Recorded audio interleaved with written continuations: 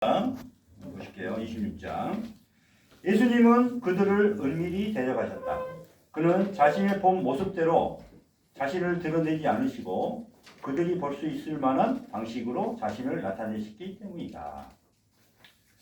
2절. 그는 그들 모두에게 자신을 드러내셨다. 그는 큰 자에게는 큰 자로 자신을 나타내셨으며 작은 자에게는 작은 자로 자신을 나타내셨다. 그는 천사들에게는 천사로 사람들에게는 사람으로 자신을 나타내셨다. 이 때문에 그의 말씀은 모든 사람에게서 감추어졌다. 4절. 실로 어떤 이들은 자신들을 보고 있다고 생각하면서 그분을 보았으나 그가 산 위에서 제자들에게 영광 속에서 나타나셨을 때 그는 작지 않으셨다. 그는 위대해지셨으나 제자들을 위대하게 만드셨다. 그들이 위대함 속에 있는 그를 볼 수 있게 하시려는 것이었다. 그는 그날 감사 기도를 드리면서 이렇게 말씀하셨다. 완전한 자, 빛을 성령과 결합하신 분께서 천사들과 그 형상들을 저희와 결합시켰습니다. 자, 예수님은 이미 그리스도가 되셨잖아요. 그리스도. 예수 그리스도. 이미 하나가 된 거예요. 그렇죠? 이미 하나가 된 거예요. 그래서 이걸 갖다가 생명이라고 하고 원래 모습이라고 그랬죠. 자, 우리는 예수님을 봐도 예수님을 볼 수 있어요, 없어요? 볼 수 없죠. 왜? 빛이 되어야지만 빛을 볼 수 있고, 그죠? 예수가 되어야지만 예수를 볼 수 있고, 그죠? 부처님이 돼야 부처님을 열의를 볼 수 있고, 그렇잖아요.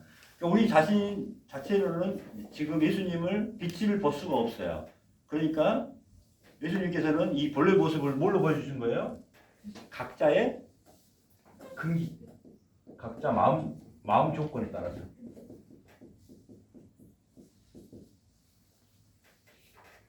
그러니까 내가 참지치가 많이 있어서 엄청 죄인이고 중생이에요. 그러면 그 모습으로 보여주는 거예요. 그 다음 내가 마음이 멸해진 상태면은 그 마음에 맞춰서 보여주는 거예요. 우리의 마음 조건. 뭐예요? 어떤 마음의 근기에 의해서. 그래서 큰 자에게는 크게, 작은 자에게는 작게. 진리 된 자는 진리가 보여주고, 생명이 된 자는 생명을 보여주고, 빛이 된 자는 빛으로 이렇게 보여주는 거예요. 이렇게.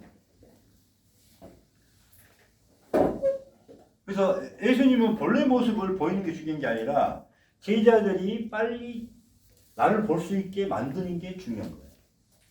그래서 내 위대함대로, 예수님의 위대함대로 보여주는 게 아니라 빨리 제자들이 그걸 볼 수 있게 위대해지기를 바랬다는 말이에요. 그 말은 무슨 말이에요? 우리 1단계 삼진체탈하고 마음을 없애고 몸을 없애서 빨리 지혜를 얻어서 빨리 죽어서 부활해라 이 말이에요. 부활하면 본래 모습을 볼 수 있기 때문에 그래서 생명을 얻는 이 과정을 빨리 거치는 제자들로 내 본래 모습을 볼 수 있게. 무슨 알겠죠? 자, 5절 그거예요. 그는 위대해지셨으나 제자들을 위대하게 만드셨다. 왜? 그들이 위대함 속에 있는 예수님을 그를 볼 수 있게 하시려는 것이었다. 무슨 알겠죠? 그래서 이건 다 어디에서 일어나요? 내 마음 속에서 일어나는 거예요. 내 마음 속에서 일어나는 거죠. 그래서 완전한 자, 빛을 성령과 결합시킨 이거 뭐예요? 하나가 됐다는 거예요. 하나. 무슨 말 알겠죠? 하나가 됐다. 빨리 하나가 돼. 하나가 되려고 하는데 개체가 있으니까 하나가 되지 못합니다. 그죠? 개체 마음이 있으니까. 나라 마음이 있으니까. 그래서 개체 마음을 멸해서 뭐하고? 개체를 멸하니까 어떻게 돼요? 전체와 하나가 돼요. 빨리 죽어서 부활해라. 다 이걸 연결돼 있어.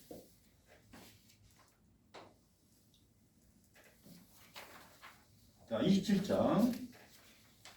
어린 양을 무시하지 말라. 그가 없으면 왕을 볼 수 없다.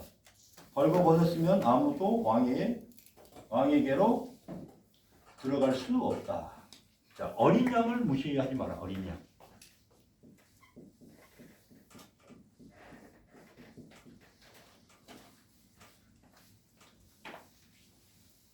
양은 뭐예요?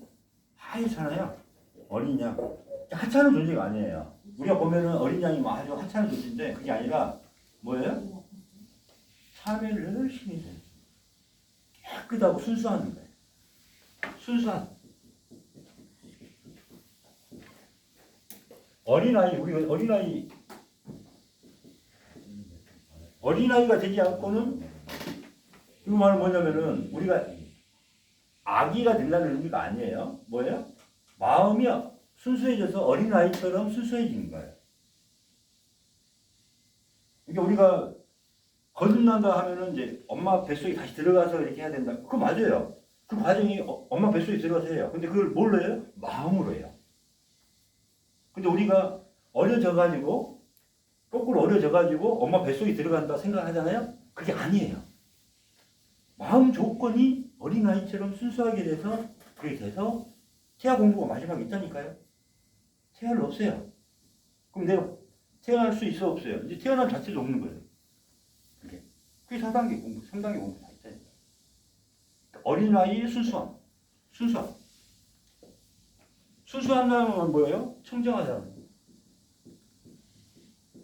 개체라는 마음을 멸했다는 거죠. 그러니까 뭐예요? 지혜를 얻은 자입니다.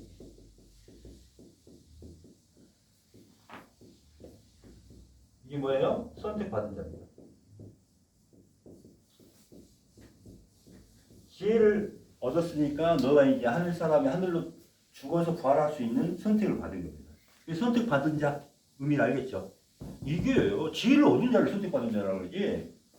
기독교에서 그냥 당신이 선택받았습니다. 이게 아닙니다.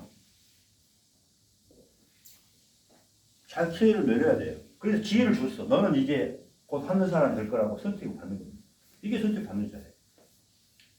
여기서 왕이라는 의미는 뭐냐면은 우리가 이 세상 말하는 왕이 아니라 뭐예요? 우리 진리와 생명이죠. 자, 육체를 아까 벌거벗었으면, 벌거벗었다는 말은 뭐예요? 아직은 육체가 그대로 남아있고, 어때요? 육체에 대한 집착이 남아있는 거죠. 그렇죠? 아직 개체를 멸하지 못한 거죠. 그러니까 왕으로 들어갈 수가 있어요, 없어요? 진리 생명으로 들어갈 수 있어요, 없어요? 없습니다.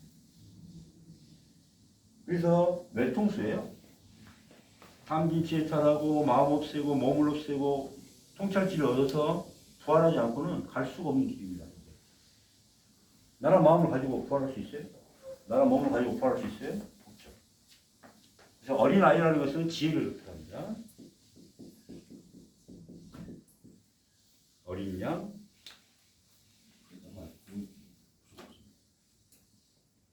그래서 뭐라 그래요? 상을 가지고는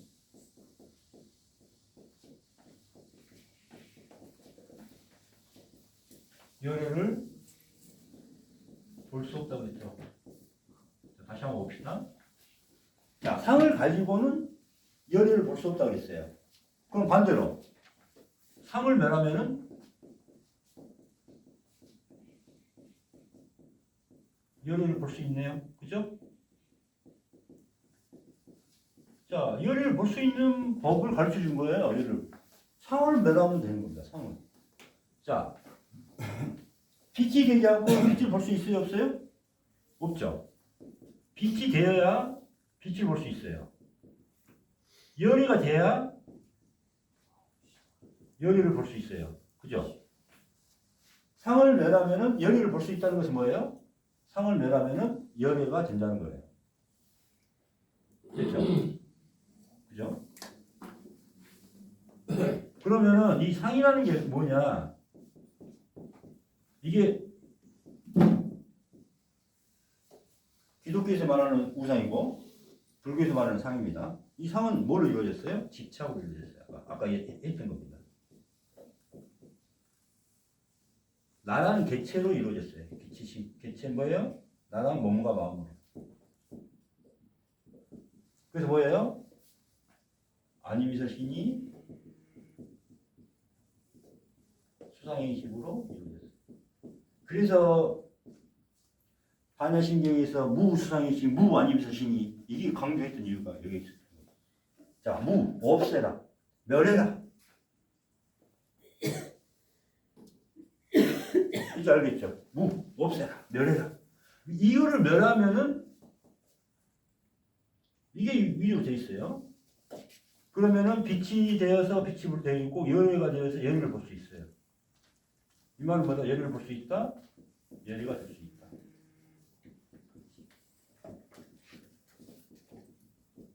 다 어디에서? 내 마음의 조건에 의해서 이게 되는 거죠. 그래서 아까 뭐예요? 어린 양을 무시하지 마라.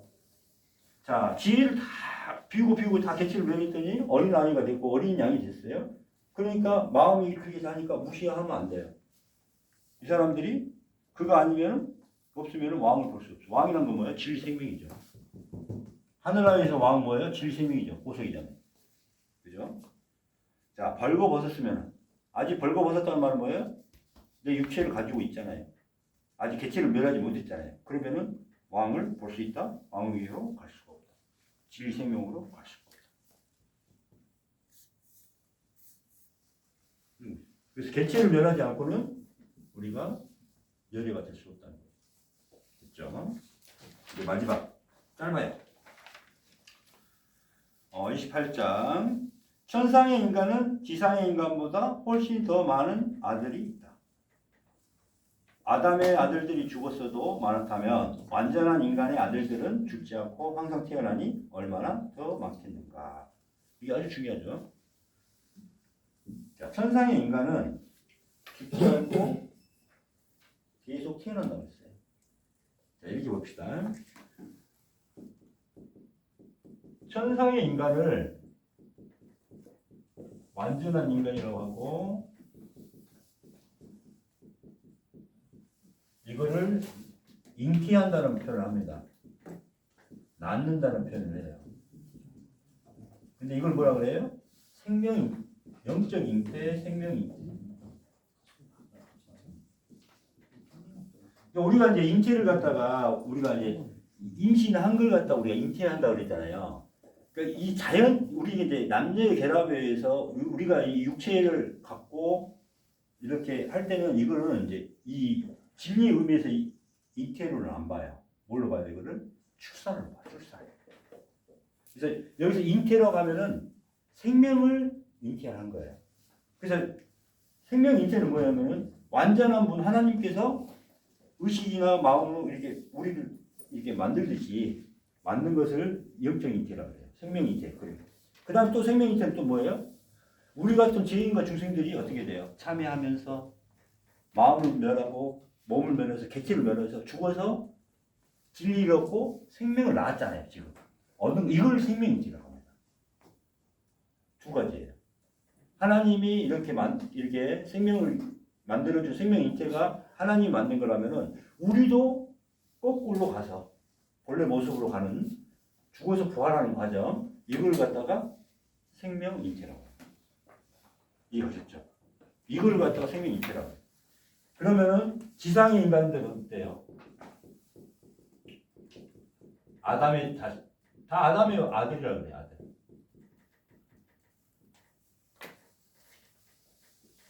이걸 갖다가 뭐라 그래요? 출산이라고 그래요. 출산. 남자 여자의 자 여기 남자와 여자 다 육체에 대한 집착을 가지고 있고 자기 개체에 대한 집착을 가지고 어떻게 이 성행위를 해요? 욕망과 쾌락에 의해서 개체의 마음을 가지고 하죠.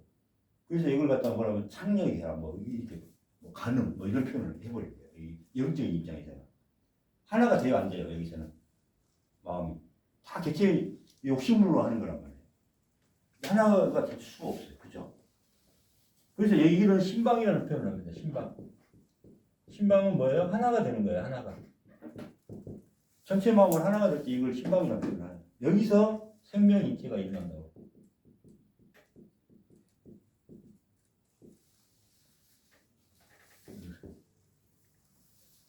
그래서 이제 다시 한번 볼게요. 천상의 인간은 지상의 인간보다 훨씬 더 많은 아들이 있다. 아담의 아들들이 죽었어도 많다면 완전한 인간의 아들들은 죽지 않고 항상 태어나니 얼마나 더 많겠습니까? 이제 이거죠. 그 다음에 이제 봐봐요. 자, 지상의 인간들은 이제 부모, 조부가 있을 것이고, 그 다음에 부모가 있을 것이고, 그 다음에 자식들이 있을 거 아니에요, 자손들. 자, 이거는 이 세상의 인연에 의해서 이렇게 조부, 부모, 자손이 되었지만은, 자, 봐봐요. 할아버지가 깨우쳐가지고 죽어서 부활해서 진리와 생명을 얻었어요.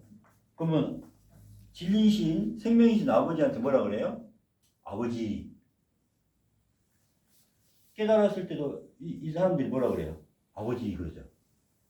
그래 안 그래요?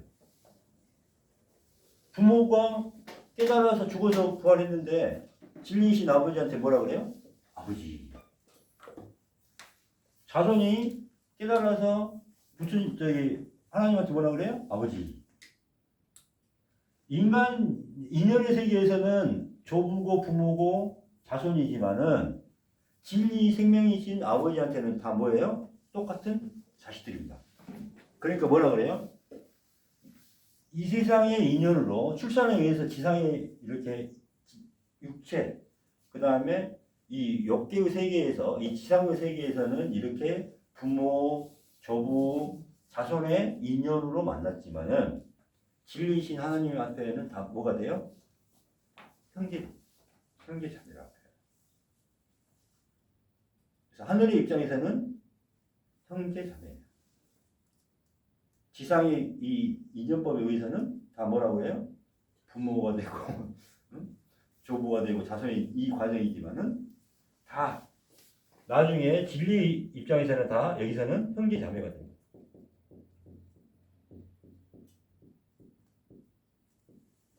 그래서 나중에 보면 여기는 나중에 다 형제밖에 없다. 형제들이다 이런 표현을 합니다. 이 진리 생명의 말씀으로 이게 보니까 좀 재밌죠. 여기까지 이제 했습니다. 꼭 이거 출력해서 한번 보세요. 네, 이거를 여기까지 하겠습니다. 고생하셨습니다.